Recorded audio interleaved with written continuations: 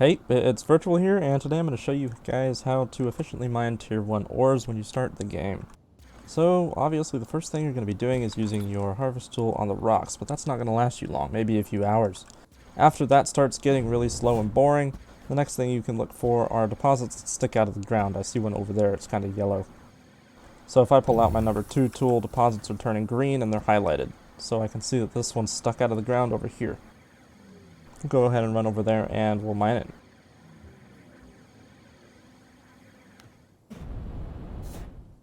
The deposits that stick out of the ground are always smaller than the deposits that are underground. We'll find maybe 2,000 kiloliters in these, maybe 1,000, and then underground you'll find between 3,000 and 2.6 million or so liters.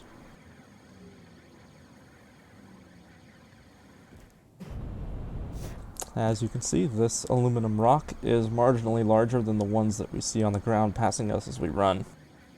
Before I mine it though, I'll go ahead and use this opportunity to show you how the scanner works. If you alt-click with the scanner, it goes ahead and scans automatically. However, if you just run, it scans on an automatic interval.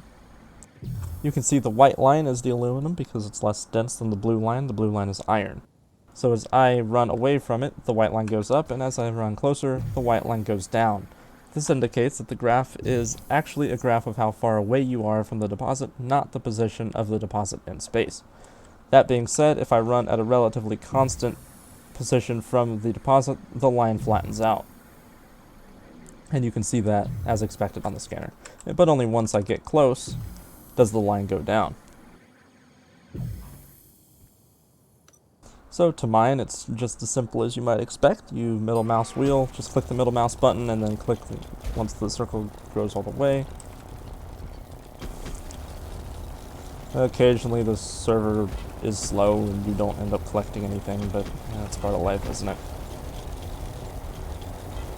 Headphone users beware, because there is a audio glitch with the middle mouse button mining technique. If you find it really annoying, just hold your number 1 tool and then release. But that makes your finger hurt after a while.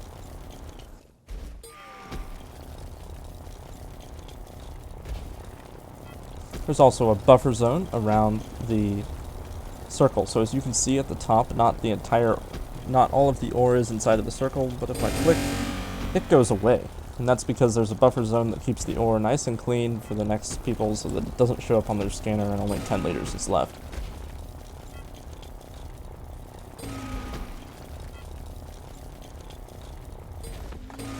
Even just a minute or two into mining this deposit, we're almost done, and that means that it's pretty tiny. So, you'll probably end up graduating from these deposits pretty quick too, and that's where we move on to underground deposits. I'm going to go ahead and finish mining this one, just so it's more easy for us. And because, everyone can use aluminum, including myself. See that buffer zone hard at work as I mine away. Alright, so now we'll go ahead and take out the scanner once again, and we'll try to find a deposit. There are 2 things that you're going to need when you're looking for a deposit. My 2 things are way over there, which is quite far, but we'll go ahead and run back. They are the linked container and the resurrection node. So when you have a linked container and the chain is on, the ore that you collect in your inventory will go directly to the linked container. So when you resurrect on a resurrection node, your inventory doesn't clear because it was empty. This is useful so that when you finish a deposit and it's time to leave, instead of trying to climb a steep, annoying hole, you just click respawn and fly away. This speeds up the process substantially. So I think we're going to go for that dark blue line, the iron there, and we'll see how well that goes. So as I run, I'm going to try to get that line as low as possible, and that will indicate that the iron is below me. Let's see, so it's about to flatten out here. Flattened out and went back up. So this is about where I'm closest to it. Let's see what it does if I go this way. It goes up. And if I go this way... Okay, so this indicates that the iron's probably right about here below me. Now if the iron was farther down, I would recommend using the number 2 tool, because the selectable build size is much larger if you have no skill. However, since the iron's nice and close and I'm trying to demonstrate the usage of the graph, we'll just use the graph. For a deposit that is farther than 50 meters down, you're going to want to use your L value and look at the right side of the screen to see the angle. The maximum downward angle is -75 and the maximum upwards angle is 75. So as you dig, you should spiral. This means that as you're clicking, you should move your mouse slowly in a counterclockwise or clockwise direction so that when you dig down, it's actually straight down. If you don't end up digging straight down, you're not going to land right on top of the deposit, and it'll be really annoying for you. This deposit might still be small since it's so low to the ground, but we'll check anyway.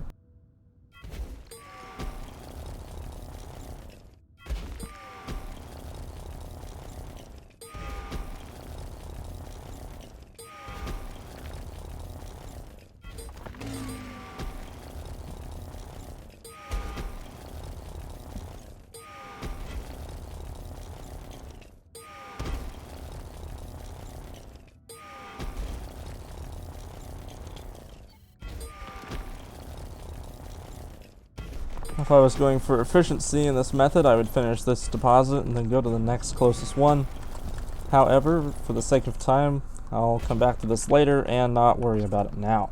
So instead of trying to climb up that terrible hole to get back to my ship, I observe that my inventory is empty and that the iron has gone to my linked container, so that all I have to do is just click force respawn, and voila, I'm back on my ship. Now that is an efficient method. However, there's a better method, and that is with territory scanners. This is going to be your endgame method for finding tier 1 and any other high tier ore. The territory scanners on my ship are placed in a triangle. This means that if I place the ship right on the intersection of 3 hexagons, all of the scanners can scan their own hexagon. If you look like this, you can see that each of the scanners is scanning its own hexagon. This scanner, for example, once it's done, it takes 15 minutes to complete, but it shows all of the ore in the tile. This is useful for finding good nodes. As you can see, there's nothing super special here other than a good amount of silver. Same with this one. Nothing crazy, a lot of coal. This one also, nothing crazy, however the silver's definitely worth mining, so I'm going to mark this tile. Also, the limestone and malachite are a nice plus. Now, we've only scanned 3 tiles, you can expect to scan a lot, and once you get to tier 5, you're going to be scanning 12 tiles before you even find one deposit. However, finding tier 1 supernodes is the fastest method of mining tier 1. This is what a tier 1 supernode looks like. 3,179 kiloliters in one tile. That is 3 million liters, okay? The amount that we just mined of the iron is like 1,000 liters, so imagine 3 million of that. If you get a team together, a couple freighter ships, you can mine out that deposit, and you won't run out of iron for weeks. That is the fastest way to mine iron, however, it's only really useful if you have a place to put it, which tends to be the biggest problem. Anyway, I hope this video was helpful. Thanks very much for watching. Please feel free to leave a like. Let me know if you have any questions. Signing off.